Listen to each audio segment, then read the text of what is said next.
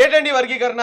ఎస్సీలు టోటల్ గా భారతదేశం మీద 23% జనాభా ఉన్నారు. ఇంకెందుకన్నా ఎక్కువ ఉన్నారు, కానీ ఎందుకన్నా మంది తక్కువ రాశారు. వీళ్ళకి రిజర్వేషన్ శాతం 15%. 23% మంది ఉన్న జనాలకి కేవలం 15% మాత్రం రిజర్వేషన్. ఇప్పుడు ఎంఆర్పిఎస్ డిమాండ్ ఏంటంటే వాటాలు పంచండి. మాలల డిమాండ్ ఏంటంటే 15% అలాగే కంటిన్యూ చేయండి. అంటే దీని అర్థం ఏంటంటే అండి, ఈ ఎంఆర్పిఎస్ డిమాండ్ ప్రకారం ఎస్సీల్లో ముఖ్యంగా మాల, మాదిగ, రెల్లి ఉపకులాలు ఉన్నాయండి. ఈ 3 కులాలకు సంబంధించి 15% రిజర్వేషన్ ఉంది. మాదిగల డిమాండ్ ఏంటంటే ఈ ముగ్గురికి 15% పంచండి. ఒక 1% రెల్లికి ఇవ్వండి, ఓ 8% మాదిగలకి ఇవ్వండి, లేదా 7% మాదిగలకి ఇవ్వండి, ఓ 7% 6% మాలలకి ఇవ్వండి. వాళ్ళ జనాభా నిష్పత్తి ప్రకారం అనేది మాదిగల డిమాండ్.